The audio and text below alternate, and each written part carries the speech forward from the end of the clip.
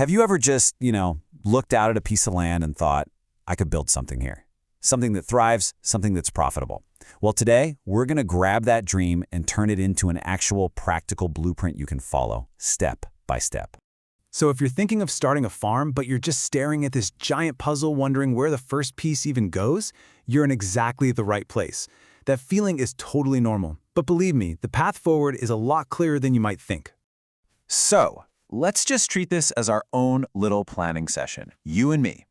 We're going to walk through all the essential steps to take that little spark of an idea and forge it into a solid, real plan. Sound good? Let's get started. Okay, first things first. Before you even think about planting a single seed or buying a single piece of equipment, you have to do a reality check. Seriously, the most successful farms are always built on a clear-eyed assessment of what you're already working with. This first step is all about taking stock. I mean, literally, get your boots on the ground. What's the soil like? Is it that rich, dark loam or is it heavy clay? You've got to get it tested. Then think about your water source. Is it reliable all year? That's huge. Next up is labor. Is this a one-person show or are you going to need to hire help? And last but not least, you have to be brutally honest about your capital. What's your actual starting budget? And I really want to pause on that last point. If you're looking at your bank account and it feels a little, thin, don't let that discourage you. A really smart, efficient, integrated plan can make a small amount of capital go a very, very long way. It's all about working smarter. All right, so once you know what you have to work with, we get to the fun part, designing your farm. And this isn't just about picking what to grow. No, this is about building a living, breathing ecosystem where every single piece works together. So based on that resource list you just made, you can start picking your key players. Are you going to focus on crops? Or maybe you've got space for some livestock, goats, chickens, you name it. If you've got a good water source, hey, aquaculture, which is just fish farming, could be a real option. And don't forget agroforestry. That just means weaving trees into your system for things like fruit or timber. Now, here's where the magic really happens. It's called integration. The whole goal is to create this closed-loop system where absolutely nothing goes to waste. Think about that. The waste from one part of your farm literally becomes the fuel for another. It is such an elegant and, frankly, money-saving strategy. Let me just show you what this looks like in practice. So imagine you've just harvested your crops. You're left with all that stuff, the stalks, the leaves. Instead of seeing that as trash, nope, that becomes free, nutritious feed for your livestock. Your animals are happy, they're healthy, and you just slashed your feed bill. But wait, the cycle doesn't stop there. Right. Those animals then produce manure, which is basically black gold for a farmer. It's one of the best natural fertilizers you can get. And that valuable resource goes right back into your fields, making that soil richer. And there you have it, full circle. That free fertilizer helps you grow a bigger, better crop next season, all while you're not having to buy expensive stuff from the store. That is the power of an integrated system. Okay, a smart ecosystem is fantastic, but let's be real. Will it make you any money? Time to run the numbers. A great plan has to work on paper, so we've got to understand your costs and, hopefully, your profits. First off, let's split our costs into two main buckets. You've got your fixed costs. These are the big one-time investments, right? Buying the land, putting up a barn, getting that tractor.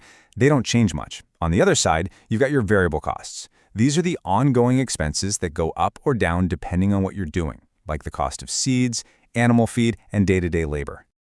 So your initial investment might look something like this. Yeah, a big chunk goes to infrastructure and equipment. That makes sense.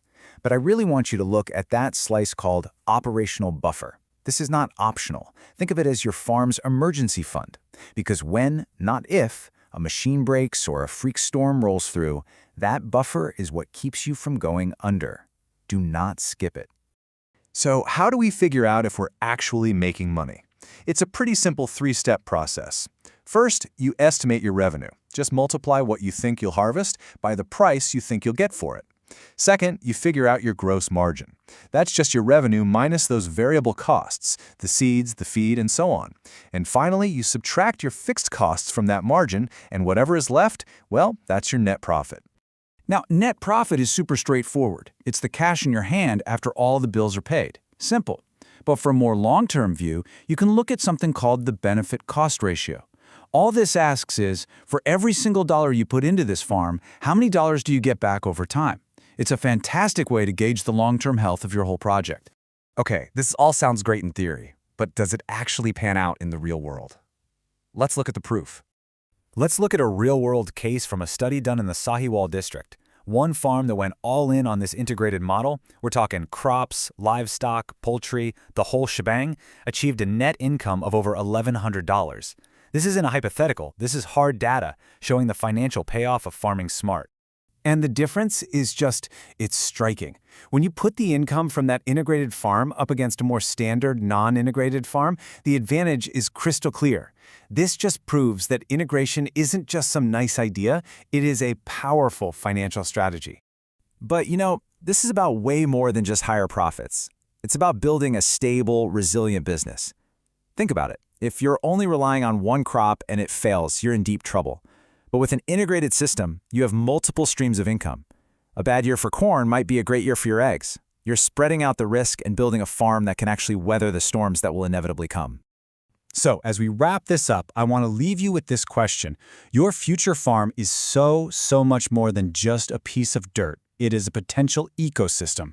The real question is, based on what you have and what you want to achieve, what kind of smart, profitable, and resilient system are you going to build?